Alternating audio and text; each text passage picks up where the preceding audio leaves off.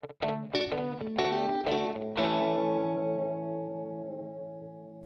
I've been thinking about kitchen islands. It seems that everyone who has one loves it, and everyone who doesn't have one wants one. Exactly. Well, I build a lot of them.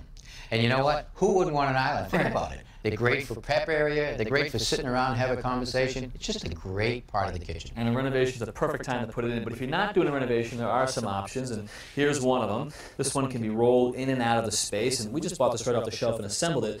But it's got some drawbacks. All of your storage is exposed, so you see the clutter.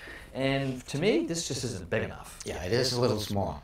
But you know what? I want to build something that will function just like this. But I don't want to see any of the clutter underneath. I want to make it a little bit bigger, and I want to buy all the pieces off a shelf. I'm on board for that. All right, let's go.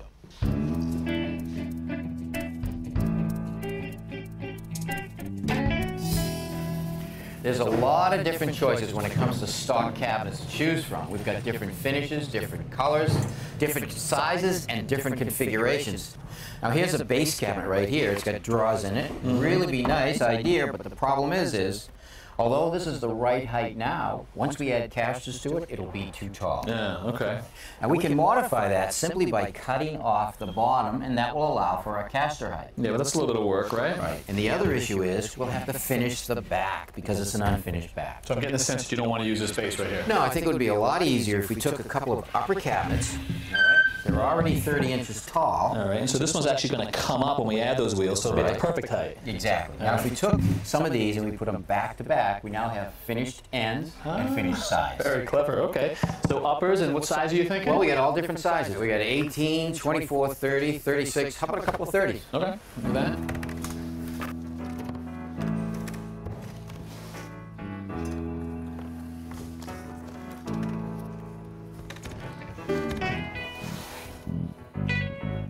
We need a piece of 3/4 inch plywood. Instead of buying a whole sheet, we can buy a pre-cut panel.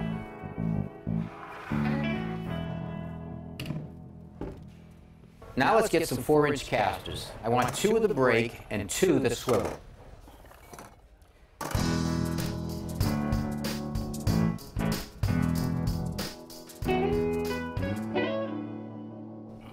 Okay, Tommy, 2 cabinets, back to back. Right. All right, now what I want to do is I want to screw the 2 cabinets together, but first I want to remove this piece of wood right here to make the bottom flush all the way across. Then we're going to insert a piece of 3/4 inch plywood to tie them together. All right.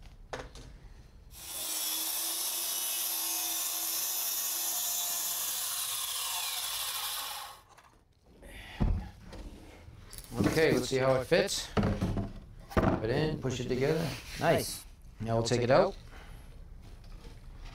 We're using carriage bolts to hold the casters to the plywood. You got it there? Yeah.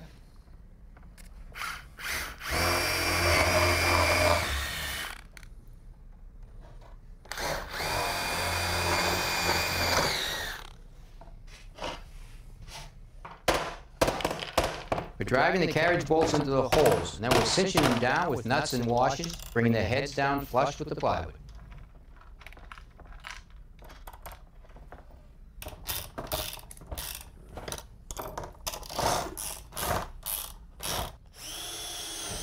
Now we're ready to fasten the dolly to the underside of the cabinet. I'll drill 4 holes in the cabinets and screw it from underneath.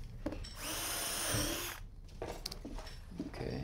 All right, now I'll hold it together if you want to screw that first side.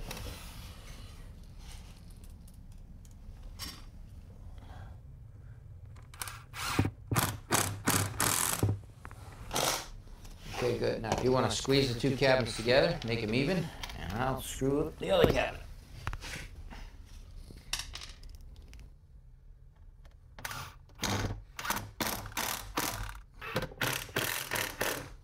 Okay. Now we'll put some screws to the top.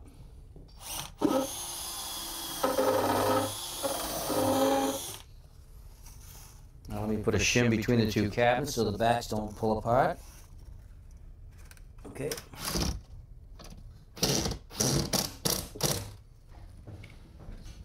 Okay, that's good. Now we just cut them off. All right, we've cut 4 strips of plywood to use as fillers right here so we can screw through the underside of the cabinet, in through the filler, into the top. tack them in place with some glue. Okay, this one's coming in for you, Tom.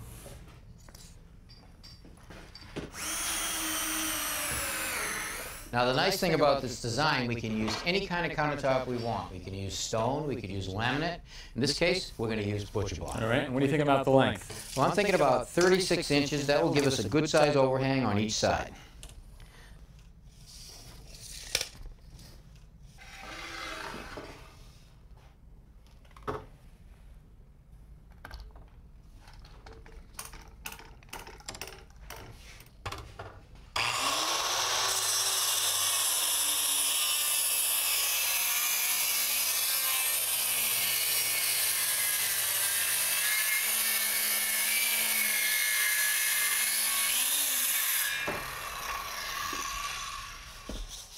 Now I'll just clean up the edge. Okay, now the idea of it is I want to center the top from front to back, and I want a longer overhang on that end, probably about 4 inches, and put a 2-inch overhang on this end. And the idea is that we're going to install a towel bar over here, so we want to make sure that there's some clearance. Exactly. All right, let's fasten the top down.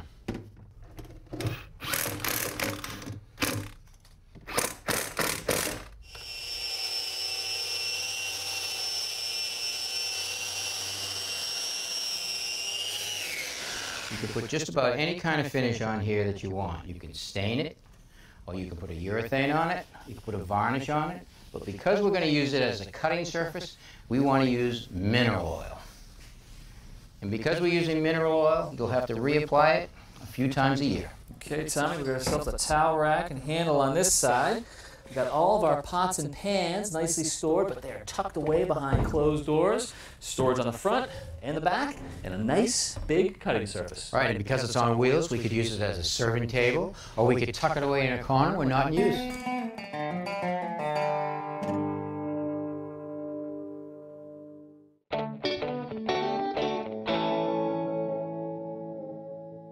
Tommy, I've been thinking about kitchen islands. It seems that everyone who has one loves it, and everyone who doesn't have one wants one. Exactly. Well, I build a lot of them.